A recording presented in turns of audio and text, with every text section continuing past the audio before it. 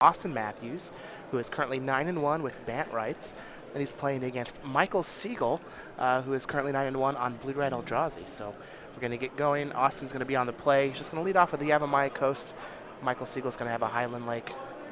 Austin just has a Evolving Wilds and passes back. So both players are going to develop their mana here over the first couple of turns. And for the most part, this is going to be a pretty classic aggro versus control deck. The blue-red Eldrazi deck, it's got some answers in the form of counter spells. It's got some red removal spells. It's got Kozilek's Return as a sweeper. It also has Spatial Contortion, which is a removal spell we don't see too often. But so it's going to be looking to draw the game out and go big with something like an Ulamog, whereas Austin is looking to use cards like Collected Company, Cryptolith Rite, accelerate out some threats, get a lot of stuff on the board that's kind of hard to deal with, and pressure Michael's life total as fast as possible. Yeah, those Spatial Contortions are going to line up very well against Austin's threats. Austin does have a Cryptolith Rite on turn 2 and another Evolving Wilds. So Cryptolith Rite, actually on turn 3, is not really the fast start that Austin probably wants, but he can catch up for lost time with that Cryptolith Rite or a card like Collected Company. So we'll have to see how things go from here. I would categorize this, though, as a little bit of a slow start for Austin. Michael's start, though, is looking great. He has all of his colors, including colorless, so that he can use counter spells, removal spells, basically anything he needs. We've got an Eldrazi Sky Spawner here. He's going to take a point of damage for his Yavimaya Coast. Michael Segal's going to use Clash of Wills for 1 to counter it, keep that board clear. And hitting his 4th land drop with no creatures on the board and 20 life is got to make Michael feel great in this situation. Now, Michael looks like he's playing something much closer to what Ali Eldrazi had, where he does have 4 copies of Spell Shrivel and no Void Shatters. So next turn, if he has something like Hedron Archive, he's going to be able to play the Hedron Archive off of his 5th land and still have mana available to use a counterspell. Yeah, and that is important. Yeah, that's a really nice sequence to be able to ramp up your mana while still having mana available for a counterspell is pretty nice lineup play. Michael's just going to play another copy, Shrine of the Forsaken God, and pass back to Austin Matthews. Look, Austin has hit a couple lands in a row here with that Llanowar Waste, and now he has a Westval Abbey in his hand. And he has 2 copies of Collected Company in his hand. So at this point, he just has to kind of jam them on Michael's end step and hope he can get one of them to resolve. Yeah, this Westval Abbey is pretty interesting. It's only a 1-of in this deck, and being 3 colors, the mana can be a little sketchy. He doesn't have a really good source of token generation. He's got the Eldrazi Sky Spawner, but that's basically it. He can potentially just blink that over and over again with Eldrazi Displacer, though, which is kind of an interesting line we could see being taken. Michael just has an island and a pass. Looks like Austin is going to fire off one of those Collected Companies. Michael's going to use Clash of Wills for 2 to counter it. We might just see Austin untap and try and play another Collected Company here. You know, it's pretty funny. For most of this standard format, we've seen counter spells be kind of weak. Even a lot of the control decks have had a pretty small number of them. Usually it's just the Esper Dragons deck playing 4 Silumgar's Scorn, and that's like the most counter spells you'll see in a control deck. But we're starting to see these counter spells really start to come to the forefront, both in this blue-red Eldrazi deck, but also the blue-white aggro deck we saw last round. Yeah, well, as things start to get more and more mid-range, the counter spells become more and more playable. That is for sure. So Michael is going to charge up his Majoring Network here, and now Austin has the opportunity to resolve a Collected Company if he wants to. However, if Michael were to play another Shrine of the Forsaken Gods next turn, he can just jam an Ulamog. Yeah, Ulamog is... Well, actually, just any land will let him Ulamog because he has that Majoring on 3. There's 6 mana for a Drowner of Hope. And this is going to let him deploy a threat and hold mana open for a counterspell. So again, Michael's just looking to sequence 2 spells a turn. Seems to be like the name of the game in a lot of these matchups. If you can just sequence more spells a turn than your opponent, you know, that's just one of the classic like Magic fundamental ways to get ahead. All right, well, that Collected Company is going to resolve for Austin. He's going to get an Eldrazi Displacer and a Sylvan Advocate.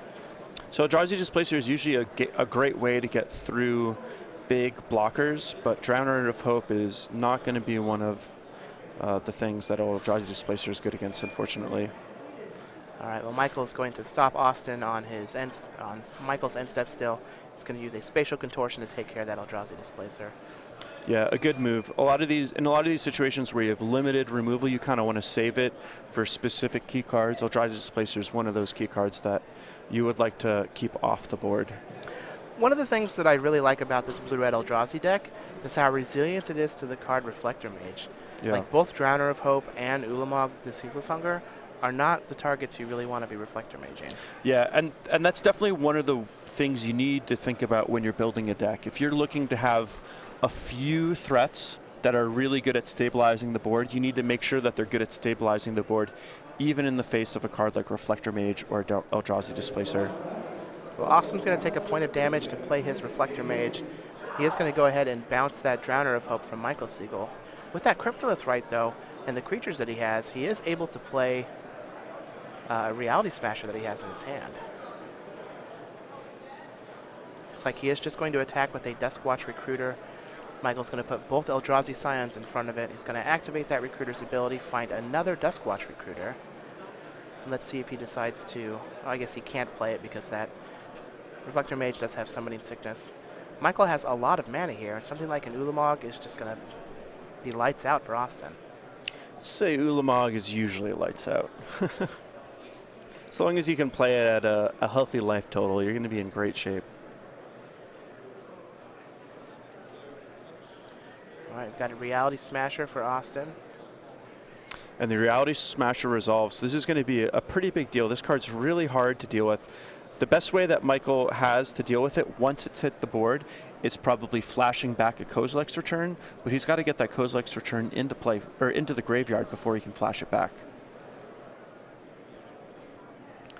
All right, well, Michael is just going to go ahead and sacrifice his spawning pool, or his spawning bed, get some blockers, going to chump a couple of those creatures. Well, he's going to use some of them to block the Sylvan Advocate. I think the most likely way that Michael ends up dealing with this Reality Smasher is just to play Drowner of Hope and block.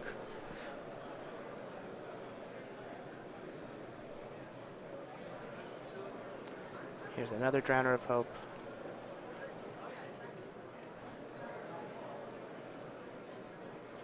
I remember I was playing the Esper control deck that Reed Duke designed for a little while that had Ugin in it, but it had almost no other win conditions. And one of my favorite plays when playing that deck was just get a Mage Ring Network all the way up to 8 counters and then just play your Ugin with like all of your mana open. I have to imagine that that's one of the plays that this deck looks to do also. Mage Ring Network is a card that you don't get to see too often, but it really is quite the powerful card. And he played 2 Drowner of Hopes. In one turn. That is huge. 2 Drowners. He's got 3 Shrine of the Forsaken Gods. That's going to bump his mana up along with that Mage Ring Network. He's got 15 power and toughness on the board. No big deal. That is a lot. And I believe that he can actually tap down those Reality Smashers. That this only affects spells that your opponent has. Yeah. So he can just use an Eldrazi Scion to tap down that Reality Smasher. Austin doesn't have any good attacks at that point. Yeah. That isn't exactly a long-term solution to the Reality Smasher. So I think there's a good chance he also just decides to block with one of the Drowner Hopes, especially since he has 2. Austin would love to have a card like Dramoka's Command in this situation, but he's built his deck in a way where that is just not something he has available. Looks like he's just got another copy of Reality Smasher. And now Michael's kind of put to the test. I like the idea of blocking a Reality Smasher with a Drowner of Hope because it still leaves one of them in play. But losing both of your Drowner of Hopes is something that's not as desirable. Looks like Austin's not even going to. He's not even going to go into his combat step. He's just going to flat pass the turn. Wow. So what he's looking to do here is get some Duskwatch Recruiter activations, and then he can freely trade those Reality Smashers and still have a lot of gas to reload with. But I think that I would have at least gone to combat, and maybe the players did. We actually can't hear them. So he might have gone to combat, and Michael would have just said, come at me, bro. Yeah. Well, Michael's going to use a Scion to tap down a Reality Smasher. Looks like he has another copy of Drowner of Hope in his hand. when 2 Drowner of Hopes weren't enough.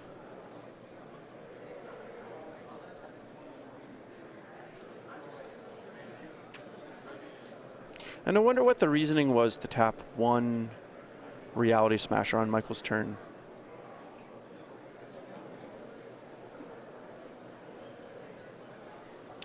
Looks like Austin, oh, I guess that's them going to combat. All right, so we're going to get a Spatial Contortion on the Duskwatch Recruiter.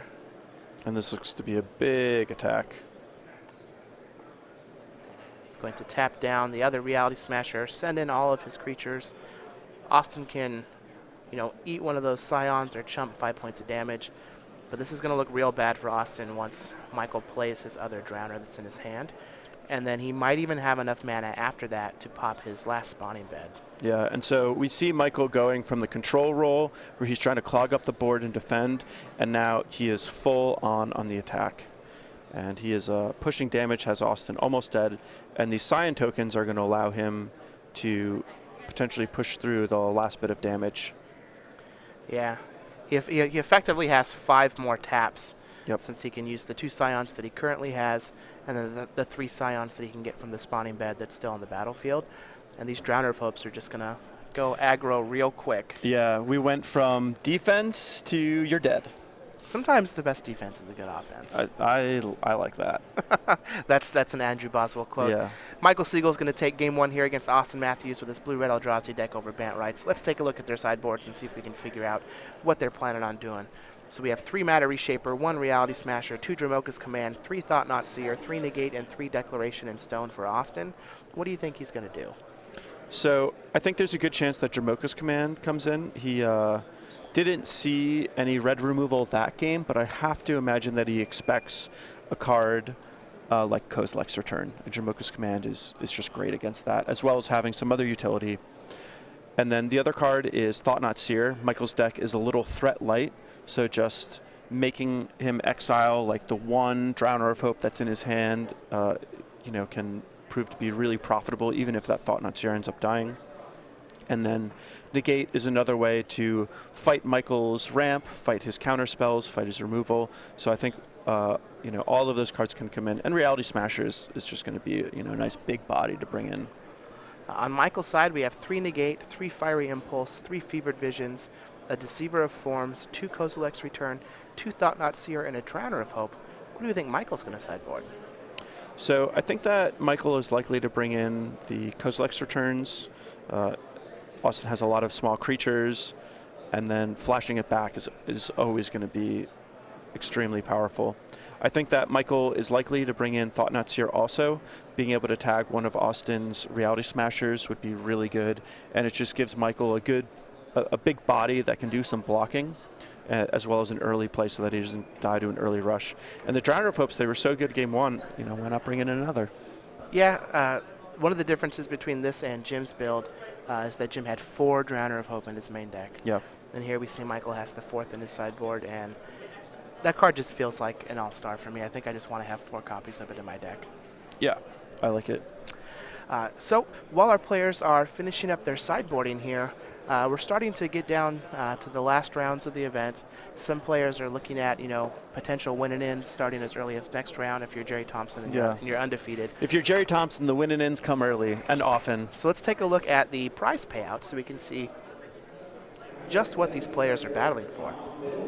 First place gets you an invite to the Invitational, gets you $5,000 in cold hard cash, and most importantly, 30 SCG points. That is a huge boon if you're trying to qualify for the Players' Championship, either through the seasonal race or at the end of the year with that Player of the Year race. 30 points is a lot. If you happen to get second place, you get that invite to the Invitational, $20,000 in cash, but 25 SCG points is still a big chunk. Top 4 is going to get you $1,000 and 20 points. Top 8 is going to give you $500 and 15 points. But also, if you look all the way down there to top 64, you get $100 and 4 SCG points, which is still a decent amount on a weekend if you're just trying to grind into those events. And there were only 67 players that made day 2 at this event, so almost everybody that made day 2 is going to cash. Yeah. And this event was almost capped. So like we have 700 players here. Almost everybody that made day 2 is making some money. this is just a great event. Yeah, the Opens are great value. They're great to play in, and I've received money from in a lot of different ways. Selling pottery, doing commentary, random jobs, throughout my life, and there's nothing better than nerd cash. Nerd cash. Yep, that sweet, sweet nerd cash that you can only get at a Magic tournament. Another way that you can also have some fun with these Opens, if you're not able to make it here, is by doing what you're doing now, watching us on Twitch, and by subscribing to the channel. So you can join the feature match area by signing up. You get exclusive subscriber-only chat, so only subscribers and our moderators get to type in the chat that you guys see there on your screen now, and you get to decide the quarterfinals. So that's going to be later on today. Once we actually have our brackets, we're going to be able to put them up on the screen, and all the subscribers will be able to vote for which quarterfinal match that we're going to broadcast. You get custom emoticons and that sweet badge next to your name, and it's only $5 a month, supports the channel, and gives you all these sweet perks that only the subscribers have access to there on Twitch. Yeah, in particular, I really like the you decide the quarterfinals. I mean, if I was watching, I would imagine myself like Caesar Augustus in the Colosseum, and I look at the match and I just put my thumb down, and and then obviously click my mouse for the one that I want. But that's how I envision myself doing it. Likely, well, I want to say likely, but hopefully, our subscribers will go along with me and think that we want to see this mono blue prison deck on camera if it happens to make the top 8. I have to imagine that's going to be a fan favorite for sure. Most of the time I'm just like, oh, this mono blue deck, this isn't going to be exciting to watch. But that deck is real exciting to watch because it's not like they're trying to counter everything. Yeah. You're just trying to play a bunch of random instants and sorceries. Yeah, and also in this format, it's so sweet. I mean, we just haven't seen anything like it. Like, not even close. Yeah. We haven't seen a mono blue combo deck since, like, they printed really broken cards, like High Tide, Well, technically, we had a Pickles combo deck in Time Spiral era, which was also a weird deck and fun to watch. But yeah, this mono blue prison deck is real sweet. I'm not sure how it's going to line up against something like blue red Eldrazi. Yeah. You just exile the top 20 cards to your deck. Yeah. Just you can hit some real has good, a lot of counter spells. Hits some real good things, and it has a lot of counter spells. But I think the deck's real sweet and definitely has a lot of potential. Yeah, it also speaks to just how good of a job R&D does with Magic. Magic is just such a sick game. It's so deep, and these standard card pools, they come in and rotate, and so frequently a card pool will rotate, and I'll just think to myself, I feel like there's some decks that people just didn't get a hold of. Oh, every time. Yeah, every time, and you just gotta do some brewing, dig deep, and find these cool strategies that you can just blindside opponents. I'm sure with this mono blue combo deck, there's just been so many opponents who shuffled up their cards after losing game 1, looked at their sideboard, and just thought to themselves, like, what am I going to do? I'm not prepared for this. And we also see the evolution of the standard format just right here with these decks. Like, if we look back to week 1 of Shadows of Innistrad Standard, there were a lot of strong decks. The Humans decks were picked up on right away. Yeah. Collected Company strategies were picked up on right away. Like, I don't think we've had as strong of a week 1 decks as we have with Shadows of Innistrad. Yeah. But a lot of that is Jim Davis and the Metagame Gurus. They really rocked it with that ban Humans. But like where you go from there is what's interesting to me, right? Because like a lot of people are just complacent to play, whatever did well last week. Yeah. I'm just going to play this green-white tokens deck. Pick a Pro Tour top 8 deck. I'm just just going to play this Bant Company deck that Jim Davis crushed everybody with. But then you have these players like Alain Trazi, Michael Segal, Jim Davis also helped, that have just come together with this blue-red Eldrazi deck that's new, unique, and extremely powerful. You have this Bant Right deck is something that we haven't seen a whole lot of. This mono blue prison deck. I mean, and we still have another a month and a half before Eldritch Moon comes and changes things even more. What else can people come up with? There's still untapped resources out there. Yeah, it is really cool. And the other thing that I like about it too is in Standard there's just so many good cards that are on such, like in terms of power level, they're so close to each other, but in functionality they're different. And so even among the Standard archetypes you see a lot of variation. Well, we have Austin here is on the play for game 2. He's down a game. Fortunately, he did mulligan to 5. He scried to the bottom. And now has a turn 2 Duskwatch Recruiter. It looks like Michael's thinking about just cashing in. a Spatial Contortion, and he is. He's just going to kill that Recruiter. And Austin is just down so many resources here. But he is going to hit his first 3 land drops, so he might still have a game. Yeah, we might still have a game, but he's going to be running low on gas. I think because he's on the play and he's mulliganed his best path to victory, it's probably with an early aggressive rush. And it was good that he had a 2-drop, but the fact that he didn't have a follow-up play for turn 3 is a little unfortunate. That Duskwatch Recruiter, if it had lived, could have done a little bit to dig him out of his mulligan and draw some cards. But that said, we could still see something like a Collected Company be a really big play, or a Reality Smasher hitting the board, kind of run away with the game. Well, he did mulligan to 5, but he's going to fall to 19 here. He's going to play an Eldrazi Displacer. And he does have 2 copies of Collected Company in his hand to go along with his 3 lands. So if he could hit a 4th land, he might just be right back in this game. Both of these games have kind of been in Michael's favor. Austin had a little bit of a bumpy start in game 1 also with the, no turn 2 play, turn 3 had a Cryptolith right. And now Austin, I mean, he gets to attack for 3 on this is turn 5, I believe. Mm-hmm. So definitely, without having anything else to deploy to the board, it's definitely not the start he was hoping for. Well, he is going to miss his 4th land drop. He has 2 copies of Negate in his hand, so he has some protection against cards like Chandra Flamecaller. Yeah, I have to imagine this warrants a negate. Austin's going to negate the Chandra. Chandra is such a good card. She is. She is so good. Michael's going to fall to 15, but he also doesn't have another land to add to his mana here. I think he might have picked up another negate, so he may be able to buy himself time, but he would really like to have a bit more of a clock than this. That said, if he can counter the next big play and then end of turn have a Collected Company to deploy more pressure, that would be pretty good. Austin's just going to keep attacking with this Eldrazi Displacer, going to bring Michael down to 12. Just have a copy of Matter Reshaper now. Well, Michael's going to go down to 9 on the attack. And Matter Reshaper is a great threat to deploy here, because even if Michael had something like another Chandra, that Matter Reshaper is going to help preserve some of that board presence. It's going to be a 2-for-1, ensure that he digs himself out of his mulligan at least a little bit. See, Michael has a Spawning Bed. And Austin's just picked up his 4th land, so he might still take this game on his mulligan to 5. Yeah, Michael was fortunate that Austin had kind of a slow start, but Michael hasn't had a whole lot of action. He just had 1 removal spell and a Chandra that ended up getting countered, and this is not a particularly great situation for Michael. He's got a lot of mana. He's got a fair amount of cards, so I'm sure he's going to have some decent options, and we'll see what he can do. Well, looks like he's going to cash in his Spawning Bed. I have to imagine this is either a chump block. Yeah. So what makes this a little tricky is the Eldrazi Displacer can make combat a bit more difficult for Michael, so I think that is his best block. So he is going to go ahead and chump and then level up his Majoring Network to...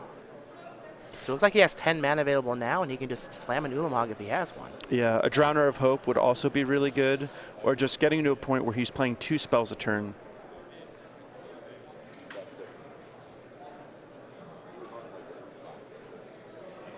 Right now, as the board stands, Michael has got to do something. Even if he has this Ulamog, and as much as I don't really like the idea of bouncing Ulamog with Reflector Mage, Austin can just Collected Company and, into a Reflector Mage and another threat and still win this game before that Ulamog can come back down. Yeah. Ulamog would be particularly great, too, because the templating on Matter Reshaper reads dies, yeah. So exiling it is the best way to get rid of it. Looks like Michael's just going to pass the turn. Ooh, and only 1 creature off of his Collected Company. Granted, that 1 creature could be a potential 2-for-1, but it is still pretty unfortunate. Nothing's really going Austin's way, but he might be able to squeeze this one out anyway. Wow, I wonder what Michael has in his hand. Austin's going to pick up another land. He still has another copy of Collected Company in his hand. In fact, he has 2 more copies. It looks like Michael might have a Fiery Impulse in his hand, brought in from the sideboard. Also looks like he has a Kozilek's Return. So he's got some options here. Kozilek's Return would be very good, since he wouldn't have to use his Ulamog on the creatures. Yep. He would just be able to exile some lands and set Austin even further back. One thing that's a little annoying for Michael is his 2 sources of red mana are both Shivan Reefs, meaning that he's going to be taking damage if you cast them.